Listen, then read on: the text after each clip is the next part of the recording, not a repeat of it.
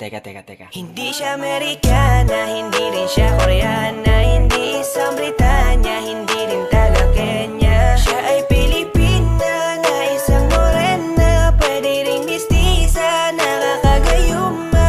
Hindi siya Amerikana, hindi rin siya Koreana, hindi isang Britanya, hindi rin taga Kenya. Siya ay Pilipina, isang Maria Clara, pwede ring chinita, nakakagayuma.